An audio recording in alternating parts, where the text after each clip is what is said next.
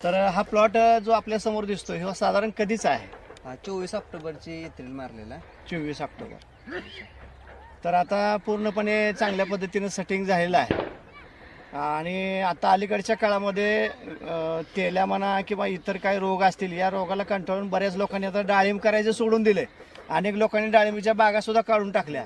पण तुमची बाग तशी जर पाहिली तर माल सेटिंग झाला आहे, माल चांगला आहे. ह्याच्या पाठीमागचं रहस्य काय की जेणेकरून तुम्ही कोणती अशी प्रोडक्ट यूज केली की त्याच्यामुळे असा चांगला परिणाम झाला दिसून येतो आपल्याला? आता तुम्ही बघतायच या पानाची साईज, फळाची वाढ हां, आणि झाडाची काळोखी बरं. आणि शिवाय खालची पांढरी मुळी त्याच्यामुळे तर आता हे जे डाळिंब आता आपल्याला बघायला मिळत आहे हे पूर्णपणे माल सेटिंग झालेला आहे.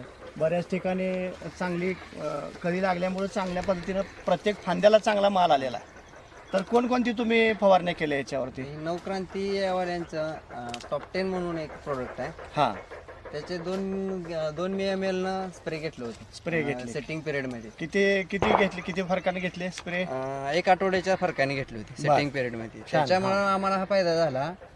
त्याच्यामुळे पानाची साईज एकदम चांगली स्ट्रॉंग झाली. म्हणजे टॉप 10 मुळे पानाची साईज वाढली आणि डाळिंबाची सेटिंग पण झाली. व्यवस्थित झाला, आम्हाला काहीच त्रास झाला नाही. हां.